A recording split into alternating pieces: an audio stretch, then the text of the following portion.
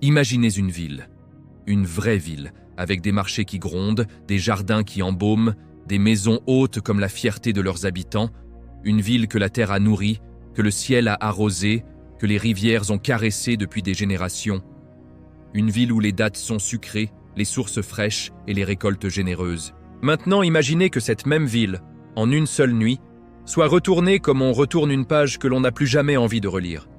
Pas de tremblement de terre qui dure des heures. Pas de famine qui s'installe en silence. Non. Une seule nuit. Une seule décision divine, et tout disparaît. Ce n'est pas un récit inventé pour faire peur. Ce n'est pas une légende. C'est un événement que le Coran mentionne à plusieurs reprises, que l'histoire a laissé comme cicatrice dans la terre, et que l'islam nous demande de méditer jusqu'au jour du jugement. Aujourd'hui, sur Lumière de Jana, nous allons traverser ensemble l'histoire du peuple de Lot, la cité de Sodome, ses habitants, leur chute, et les leçons profondes qu'Allah veut que nous retenions jusqu'à la fin des temps. Restez avec moi.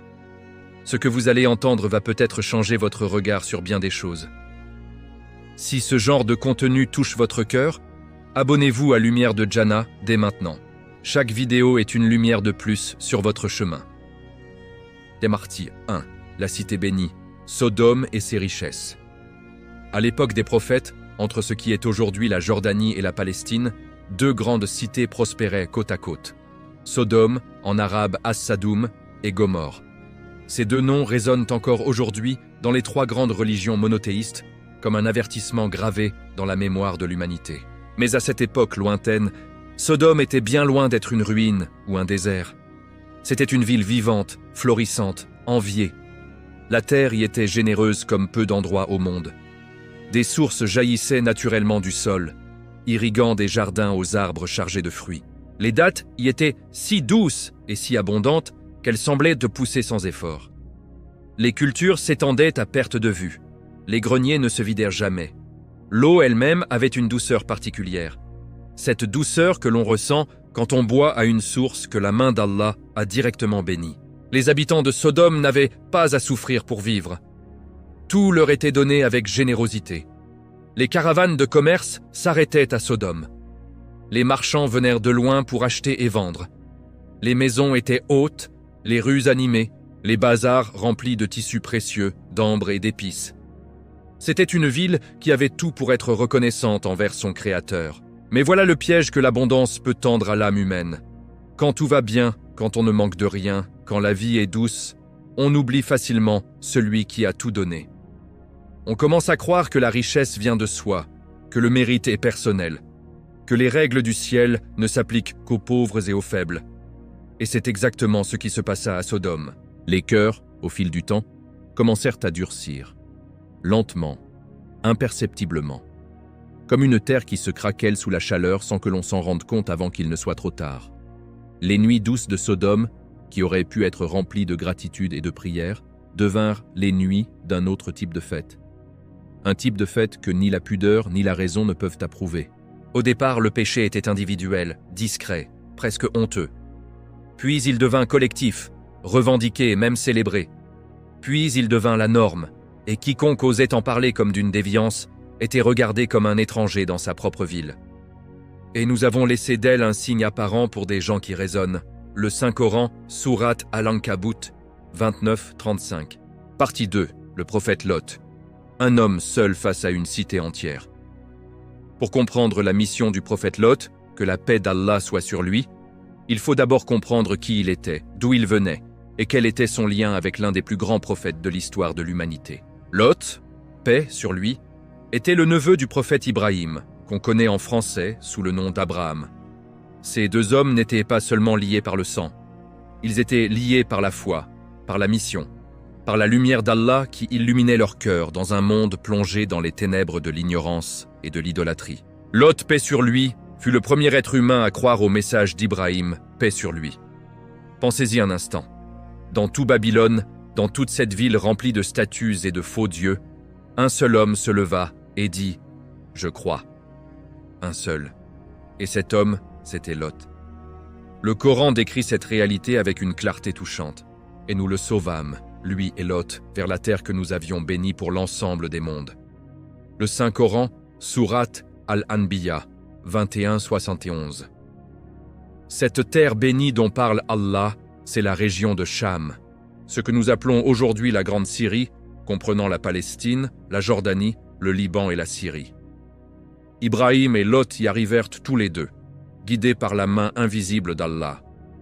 Ibrahim s'établit dans une ville, et Allah envoya Lot dans une autre, Sodome, pour y porter le message divin à un peuple qui en avait désespérément besoin.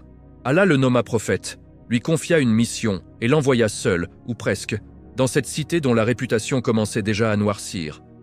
Imaginez ce que Lot dut ressentir le jour où il entra pour la première fois dans Sodome. Des marchés colorés et bruyants, des jardins verdoyants, des rues animées, une abondance visible partout, et pourtant une étrange froideur dans les regards. Une morgue dans la façon dont les gens se traitaient les uns les autres. Une légèreté troublante dans leur rapport aux interdits divins. Le cœur d'un prophète ne voit pas seulement avec les yeux, il voit avec la lumière de la foi. Et ce que le cœur de Lot perçut ce jour-là le remplit non pas d'admiration, mais d'une profonde tristesse, mêlée d'une responsabilité écrasante. Car ces gens-là n'étaient pas simplement des pécheurs ordinaires. Ils avaient franchi une ligne que l'humanité entière n'avait jamais franchie auparavant. Le Coran est explicite là-dessus. Commettrez-vous donc cette turpitude qu'aucun être humain avant vous n'a jamais commise? Le Saint-Coran, Sourate Al-Araf, 7-80. Les hommes de Sodome avaient abandonné leurs femmes pour se tourner les uns vers les autres dans des actes que la nature humaine la plus fondamentale réprouve. Ce n'était pas simplement un péché parmi d'autres. C'était une rupture totale avec la fitra, cette disposition naturelle qu'Allah a inscrite dans l'être humain depuis le premier souffle de vie. Et ce qui rendait la situation encore plus grave, c'est que ce péché n'était plus caché. Il n'était plus honteux. Il était célébré, revendiqué, défendu publiquement. Ceux qui osaient s'y opposer étaient moqués, chassés, menacés. Partie 3. Quand le péché devient une culture. Il y a une différence profonde entre une personne qui pêche et en a honte et une société qui a organisé le péché en mode de vie. L'une peut encore revenir vers Allah, l'autre a fermé la porte à la lumière. Le peuple de Lot appartenait à cette deuxième catégorie. Leurs assemblées étaient des endroits de débauche ouvertes. Leurs rues, où les voyageurs et les étrangers devaient passer, étaient devenues des pièges. Leurs marchés étaient pollués par des comportements que la pudeur interdit même de décrire en détail. Mais il y avait une autre dimension à leur corruption que l'on oublie souvent de mentionner. Le peuple de Sodome ne se contentait pas de leurs péchés sexuels. Ils avaient aussi développé une culture du vol, de la violence et de l'humiliation des étrangers. Quand un voyageur entrait dans la ville, il devenait automatiquement une cible. Voici comment on peut imaginer une scène ordinaire dans les rues de Sodome. Il a l'air seul, celui-là. Viens, on va lui souhaiter la bienvenue à notre façon. Donne-nous ce que tu portes. À Sodome, c'est nous qui faisons la loi. Par Allah, laissez-moi tranquille. Rire moqueur dans la foule. Les étrangers étaient dépouillés de leurs biens, humiliés sur les places publiques, agressés dans les ruelles. Et personne ne bougeait, parce que dans cette société malade, c'était ça la norme. C'était ça qui faisait rire. C'était ça qui était considéré comme du courage ou de l'intelligence. La terre que Dieu avait comblée de bénédictions était devenue le théâtre d'une double trahison. Trahison de la fitra et trahison de la dignité humaine la plus élémentaire. Les gens fiers de Sodome ne voyaient pas le problème. Ils se disaient « Notre ville est riche, nos maisons sont hautes, nos greniers sont pleins. Quel châtiment pourrait nous atteindre? Nous sommes les maîtres de cette terre. » Mais ils ignoraient ou refusaient de voir que la richesse n'est pas une preuve d'approbation divine.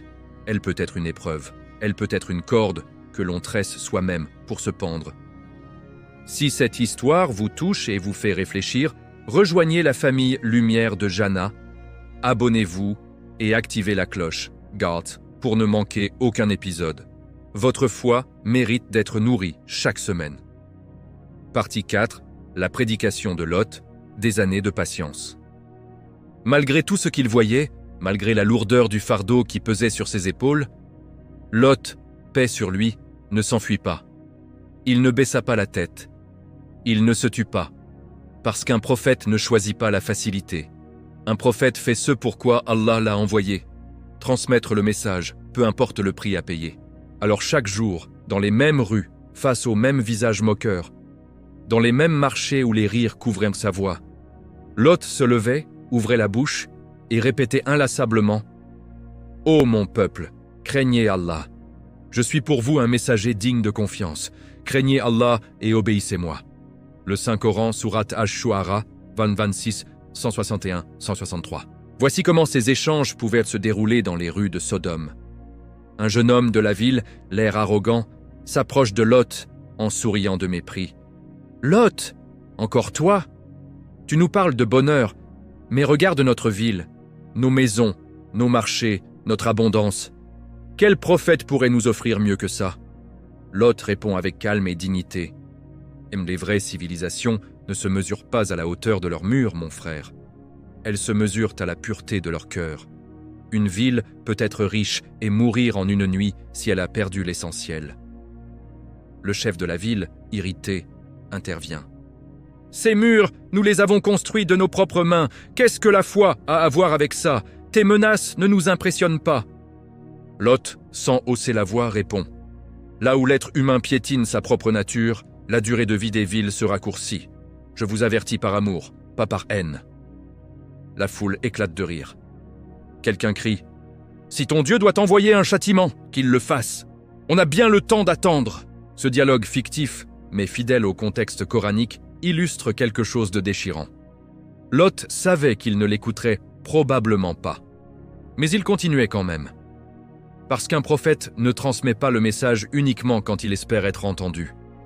Il le transmet parce que c'est la mission que Dieu lui a confiée.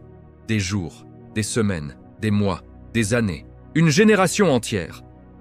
Lot se levait chaque matin avec le même fardeau sur les épaules, la même parole sur les lèvres et la même réponse dans les yeux de ceux qui l'écoutaient sans l'entendre. Le Coran nous dit que sa femme elle-même avait trahi sa mission. Au lieu d'être un soutien pour son mari, elle était du côté de ceux qui refusaient.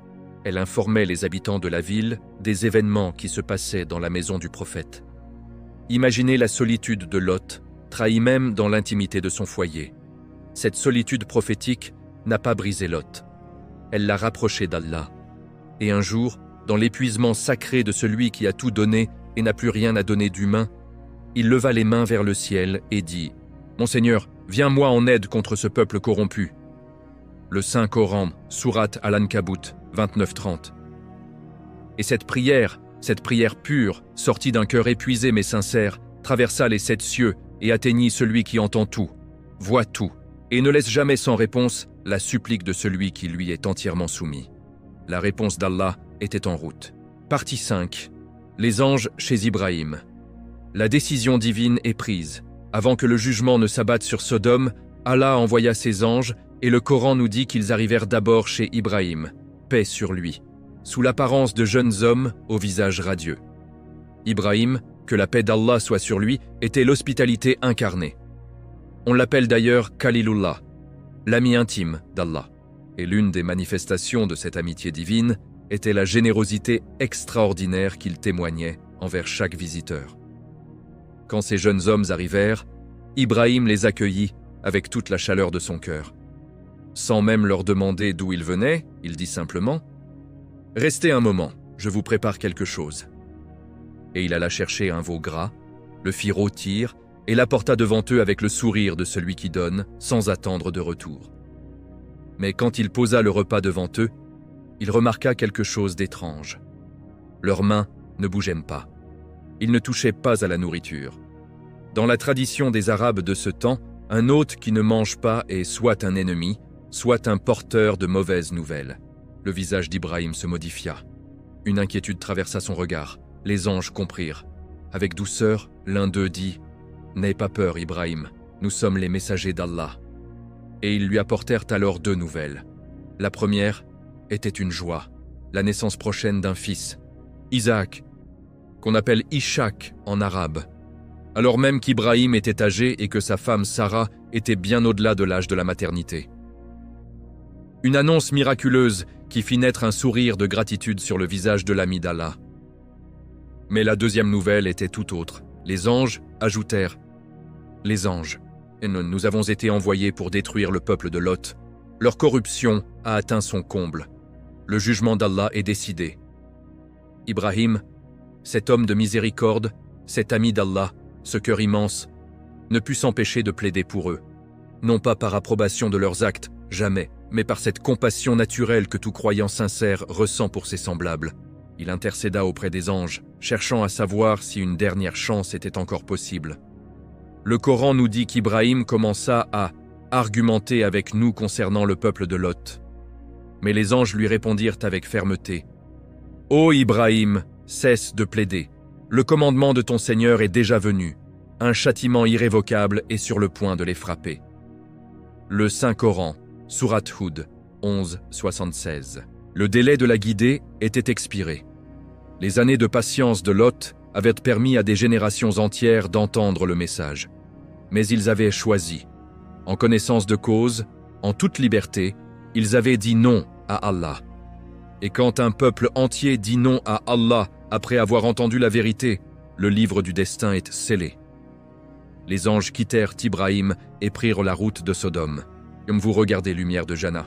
Si cette histoire vous enrichit, partagez cette vidéo avec vos proches. Et si vous n'êtes pas encore abonné, c'est le moment. Cliquez sur « Abonnez-vous ». Chaque partage est une sadaka jariya pour vous. Partie 6. Les anges chez Lot, la nuit la plus longue. Les anges arrivèrent à Sodome sous l'apparence de jeunes hommes d'une beauté exceptionnelle. Et c'est là que commença la nuit la plus éprouvante de la vie du prophète Lot. Quand Lot les aperçut, il fut à la fois touché par leur apparence noble et immédiatement pris d'une angoisse terrible. Car il savait mieux que quiconque, ce que le peuple de Sodome faisait aux beaux étrangers. Et maintenant, ces voyageurs étaient ses hôtes, sa responsabilité. Dans la tradition islamique, l'hospitalité est sacrée. Un hôte sous ton toit est sous ta protection. Et Lot était prêt à tout pour honorer cette protection. Mais la nouvelle se répandit dans Sodome comme un feu dans une forêt sèche. Bien entendu, Lot a des invités, des étrangers, et ils sont beaux, paraît-il. Vite, allons-y. Une foule se forma, puis grossit, puis se rua vers la maison de Lot. Le Coran décrit cette scène avec une précision glaçante. Ils arrivèrent en se pressant les uns contre les autres, exaltés, déchaînés. Lot sortit face à eux, seul, les mains vides, avec pour seules armes sa dignité prophétique et sa voix. « Craignez Allah, ne me faites pas honte devant mes hôtes. N'y a-t-il pas parmi vous un seul homme sensé ?» La foule répondit avec une violence verbale qui dit tout sur l'état de leur cœur. « Tu sais très bien ce que nous voulons. Écarte-toi, Lot. » Le désespoir de Lot était à son comble. Le Coran nous dit qu'il dit dans ce moment extrême « Ah, si seulement j'avais la force de vous résister, ou si je pouvais me réfugier auprès d'un appui puissant. » Le Saint-Coran, Sourate Hud, 11-20. Ce cri du cœur d'un prophète, ce n'est pas de la faiblesse, c'est l'humanité la plus pure. C'est un homme qui a tout donné, qui est à bout, qui sent le poids du monde sur ses épaules et qui réalise que seul Allah peut encore quelque chose. Et c'est exactement à ce moment-là que les anges révélèrent leur identité. « Ô Lot, n'aie pas peur. Nous sommes les messagers de ton Seigneur. Ces gens ne peuvent pas t'atteindre. » Et les anges aveuglèrent les assaillants. La foule se retrouva soudainement dans les ténèbres de sa propre cécité, cherchant à tâtons la porte qu'elle ne retrouverait jamais. Une image symbolique et littérale à la fois. Ils avaient depuis longtemps choisi de ne plus voir. Cette nuit-là, ils ne virent plus. Puis les anges dirent à Lot la phrase qui allait tout changer. « Prends ta famille et pars dans la nuit. Que personne parmi vous ne se retourne, marche en avant, car au matin le châtiment sera accompli. » Le Saint-Coran, Sourate Hud, 11-81. Une seule condition, ne pas se retourner. Marcher sans regarder en arrière. Et les anges précisèrent, ta femme ne fait pas partie de ceux qui seront sauvés. Elle avait choisi son camp. Elle paierait le prix de ce choix. Lot rassembla ses filles et quitta Sodome dans le silence de la nuit, le cœur brisé. Les pieds en avant, les yeux fixés sur l'horizon, sans se retourner une seule fois. Partie 7. Le châtiment. Quand Allah retourna la terre. L'aube approchait, Sodome dormait encore, ou peut-être que certains étaient encore éveillés à faire ce qu'ils faisaient. Aucun d'entre eux ne savait que c'était la dernière nuit. Ils n'avaient pas entendu les pas de Lot qui s'éloignaient. Ils ne savaient pas que les anges qui avaient aveuglé certains d'entre eux n'étaient pas là par hasard. Ils ne voyaient pas ce que voyait le ciel. Et puis, le sol bougea. Le Coran décrit ce qui se passa ensuite avec une précision terrifiante. Plusieurs dimensions du châtiment se combinent dans les différents versets. Premièrement, un cri venu du ciel, un son assourdissant qui seul aurait pu tout détruire. Les commentateurs coraniques parlent d'un son si intense qu'il peut fissurer la matière elle-même. Deuxièmement, la ville fut soulevée. Selon certaines traditions, Gabriel, paix sur lui, souleva Sodome tout entière vers le ciel avec son aile, à une hauteur vertigineuse, si haute que les habitants du ciel pouvaient entendre le coq chanter et les chiens aboyer. Troisièmement, et puis la ville fut retournée, renversée, la tête en bas. Le haut devint le bas. Les fondations devinrent le ciel. Et tout ce qui avait été construit avec orgueil s'écrasa dans une destruction absolue. Quatrièmement, des pierres marquées tombèrent du ciel, des pierres d'argile cuites, marquées au nom de chaque coupable.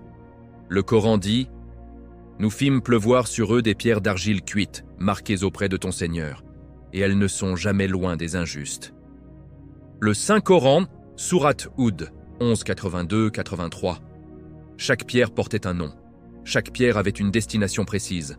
Même ceux qui auraient pu s'enfuir, même ceux qui étaient dans d'autres villes et qui appartenaient à cette culture de corruption, furent atteints par ces pierres marquées.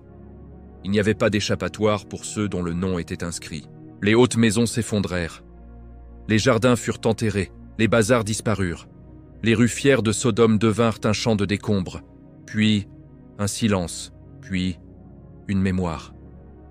Et la femme de Lot, celle qui avait trahi son prophète de mari, s'était retournée.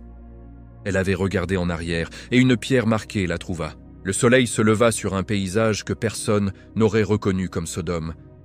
Il n'y avait plus rien. Les noms des rues avaient disparu. Les noms des chefs avaient disparu. Les noms des habitants avaient disparu. La seule chose qui survivait, c'était l'histoire. Parce qu'Allah avait décidé qu'elle serait une leçon pour l'éternité. Et nous en avons laissé un signe évident pour des gens qui réfléchissent. Le Saint-Coran, Sourate Al-Ankabut, 29-35. Lumière de Jannah grandit grâce à vous. Si cette vidéo vous a appris quelque chose, abonnez-vous maintenant et partagez avec votre famille. Chaque vue est une lumière de plus dans ce monde. Cliquez sur la cloche pour ne rien manquer. Partie 8. Les leçons. Ce qu'Allah veut que nous retenions, frères et sœurs, nous ne sommes pas là pour juger des gens qui ont vécu il y a des millénaires. Allah a raconté cette histoire pour nous qui vivons aujourd'hui, pour nos enfants, pour les générations qui viennent. Alors quelles sont les leçons que nous devons emporter de cette nuit de Sodome? Leçon 1. La richesse n'est jamais une garantie de sécurité divine. Sodome était l'une des villes les plus riches de son temps. Ses habitants pensaient que leur prospérité était une preuve qu'Allah était satisfait d'eux. Erreur fatale. La richesse, la santé, la réussite matérielle, ce ne sont pas des preuves d'approbation divine. Ce sont des épreuves. Ce sont des amanas, des dépôts, dont nous devrons rendre compte. Dans notre époque moderne, il est facile de tomber dans le même piège. Voir quelqu'un de riche et penser qu'Allah l'approuve. Voir quelqu'un qui souffre et penser qu'Allah le punit. La réalité est bien plus subtile et bien plus juste. Leçon 2. Le péché collectif est plus destructeur que le péché individuel. Quand une personne pêche, c'est une blessure individuelle qui peut être soignée par la taouba, le repentir. Mais quand une société organise le péché, le légitime, l'enseigne, le défend, c'est toute la structure qui est corrompue. Et Allah ne détruit pas des individus, il détruit des structures corrompues. Le Coran nous dit clairement que les prophètes n'ont jamais été envoyés pour des individus pécheurs, mais pour des peuples entiers qui avaient été collectivement choisis de rejeter la vérité. C'est ça la vraie catastrophe. Non pas le péché d'un seul, mais la normalisation du péché par tous. Leçon 3. La fitra est une boussole que l'on ne peut pas éteindre. Allah a créé l'être humain avec une fitra, une disposition naturelle vers le bien, vers la vérité, vers l'équilibre. On peut ignorer cette boussole, on peut la noyer sous les désirs. On peut même se convaincre qu'elle n'existe pas, mais elle est là, inscrite dans l'ADN de notre âme. Le peuple de Lot n'avait pas perdu sa fitra, il l'avait étouffée. Et quand une fitra est étouffée collectivement, les conséquences ne sont plus seulement spirituelles, elles deviennent sociales, civilisationnelle et finalement fatale. Leçon 4. Le courage d'un prophète face à la solitude. Lot n'avait pas de foule derrière lui. Il n'avait pas d'armée. Il n'avait même pas le soutien de sa propre femme. Pourtant, il a continué. Chaque jour, sans se lasser, sans baisser les bras. Ce modèle prophétique nous parle directement. Dans nos vies, nous pouvons parfois nous sentir seuls face à un entourage qui ne comprend pas nos valeurs. Seuls à refuser ce que tout le monde accepte. L'histoire de Lot dit « Tu n'es pas obligé d'être compris pour avoir raison. Tu n'es pas obligé d'être applaudi pour être dans le chemin d'Allah. » Leçon 5. Ne jamais regarder en arrière. La femme de Lot a regardé en arrière, peut-être par nostalgie, peut-être par attachement à ce monde qu'elle avait aimé plus qu'elle n'avait aimé Allah. Et cette décision lui fut fatale. Cette image est profondément symbolique pour chacun d'entre nous. Combien de fois, dans notre vie spirituelle, avons-nous fait tauba? Avons-nous décidé de quitter un péché, un environnement toxique, une mauvaise habitude? Et puis, avons-nous regardé en arrière? L'histoire de Lot nous dit « Quand Allah t'a sauvé d'une situation, ne regarde plus en arrière. Avance, toujours. » Leçon 6. La prière du désespéré est la plus puissante. La dua de Lot. « Mon Seigneur, viens-moi en aide contre ce peuple corrompu. » fut exaucée. Pas immédiatement, après des années. Après une patience qui aurait brisé n'importe quel être humain ordinaire. Et cette leçon nous rejoint directement. Quand tu as tout essayé, quand tu t'es tout donné, quand les portes humaines sont toutes fermées, il reste la porte d'Allah. Et cette porte-là ne se ferme jamais. Partie 9. Sodome et notre époque, une histoire qui nous parle aujourd'hui. Frères et sœurs, soyons honnêtes avec nous-mêmes. L'histoire du peuple de Lot n'est pas seulement une histoire ancienne que l'on raconte aux enfants pour leur faire peur. C'est un miroir. Un miroir que Allah a placé dans son livre pour que chaque génération, y compris la nôtre, puisse s'y regarder. Nous vivons à une époque où, dans de nombreux pays, ce que le peuple de Lot faisait est non seulement autorisé, mais célébré et enseigné aux enfants. Où ceux qui s'y opposent sont qualifiés d'intolérants, de haineux, de dangereux. Ce n'est pas notre rôle, sur cette chaîne, de haïr qui que ce soit. L'islam ne prêche pas la haine des personnes. Jamais. Le prophète Muhammad, a dit « Détestez le péché, pas le pécheur ». Mais notre rôle est de dire la vérité telle qu'Allah l'a révélée. Sans honte, sans peur, avec amour et avec fermeté. Et la vérité, c'est que l'être humain a été créé avec une fitra. Que déroger à cette fitra n'est pas une liberté, c'est une rupture avec le projet divin. Et que cette rupture a des conséquences. Mais il y a une autre dimension que nous devons méditer. Le peuple de Lot n'a pas été puni uniquement à cause de ce péché précis. Il a été puni parce que, 1. Ils avaient entendu la vérité et l'avaient rejetée délibérément. 2. Ils avaient transformé leur péché en système social, en culture dominante. 3. Ils persécutaient ceux qui refusaient de les rejoindre. Et 4. Ils n'avaient aucune honte, aucun remords, aucune envie de revenir vers Allah. Ces 4 éléments ensemble forment la recette du châtiment divin. Et nous devrions avoir peur, non pas pour nos voisins, mais pour nous-mêmes. Car nous aussi, à notre niveau, nous pouvons normaliser certains péchés, nous pouvons fermer nos cœurs au rappel, nous pouvons refuser de revenir vers Allah. La question n'est pas « les autres vont-ils être châtiés ?» La question est « moi, suis-je en train de m'éloigner d'Allah ?» Et si la réponse est oui, même un peu, même partiellement, alors cette vidéo est un rappel. Un souffle de lumière dans les ténèbres de l'oubli. Un muezzin qui appelle. Reviens, il est encore temps. La porte du repentir est ouverte. La miséricorde d'Allah est plus grande que tous les péchés du monde réunis. Partie 10. La mer morte. La cicatrice que la terre a gardée. Il y a quelque chose d'extraordinaire dans l'histoire du peuple de Lot. Une preuve physique, géographique, visible jusqu'à aujourd'hui. La mer morte. Appelée en arabe Al-Bahr Al-Mayit, la mer des morts. C'est l'endroit le plus bas de la surface terrestre. Ses eaux sont si salées, si denses, qu'aucun poisson ne peut y survivre. Aucune plante aquatique normale ne pousse dans ces profondeurs. Même les bactéries peinent à y exister. Des archéologues et des géologues ont découvert dans cette région des traces de destruction massive, des couches de cendres, des formations géologiques anormales, des zones où la Terre semble avoir subi une chaleur et une pression extraordinaires il y a plusieurs millénaires. La science ne peut pas encore formellement confirmer ni infirmer le récit coranique dans tous ses détails. Mais elle peut constater que quelque chose d'extraordinaire s'est passé dans cette région. Quelque chose qui a laissé une cicatrice sur la Terre elle-même. Et chaque année, des millions de touristes, chrétiens, juifs, musulmans et non-croyants, viennent flotter dans les eaux salées de la mer Morte, sans savoir qu'ils se trouvent peut-être au-dessus des ruines de Sodome. Au-dessus d'une ville que Allah a retournée comme avertissement pour l'humanité. Allah dit dans le Coran, « Nous en avons fait un signe clair pour ceux qui craignent le châtiment douloureux. » Le Saint-Coran, Sourate Ad-Dariyat, 51-37. Ce n'est pas une métaphore. C'est une réalité géographique. La cicatrice est là. Elle a 4000 ans, et elle sera là jusqu'à ce qu'Allah le décide. Nagor, cette chaîne existe grâce à votre soutien. Abonnez-vous à Lumière de Jannah. Likez cette vidéo si elle vous a touché. Et partagez-la avec quelqu'un qui a besoin d'un rappel aujourd'hui. Barakallahu fikoum. Conclusion, la lumière au-delà des ruines. Nous sommes arrivés au terme de ce voyage à travers l'une des histoires les plus saisissantes que le Coran nous ait transmises. L'histoire d'une ville bénie qui devint maudite, d'un prophète solitaire qui tint debout quand tout croulait, d'un Dieu juste qui laisse des chances, mais qui finit toujours par trancher.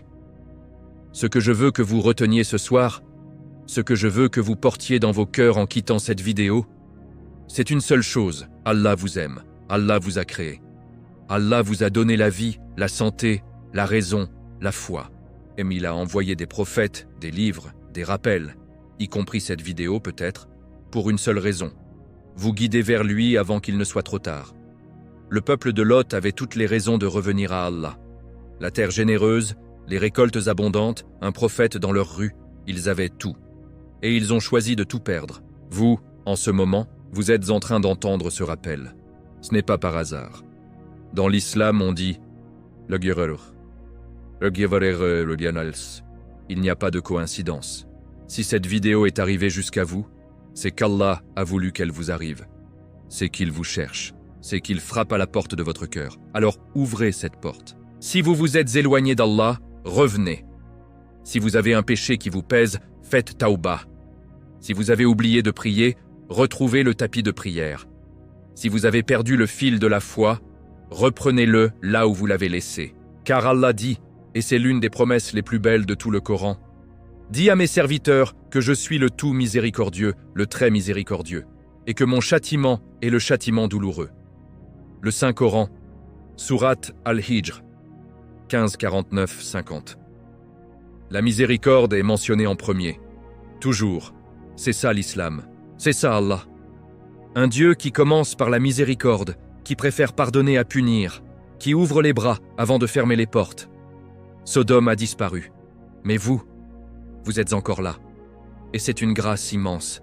Chaque seconde que vous vivez est une chance que Dieu vous offre de revenir vers lui. Ne la gaspillez pas. May Allah protect us all. May He keep our hearts firm on His path. And may He include us among those who, on the day of judgment, will walk in the light of His mercy. Amen, amen, amen. Abonnez-vous à Lumière de Jannah, likez cette vidéo, partagez-la avec vos frères et sœurs. Écrivez en commentaire, quelle leçon de cette histoire avez-vous retenu? Votre réponse aide cette chaîne à grandir. Barakallahu fikoum wa jazakoum Allahu khayran.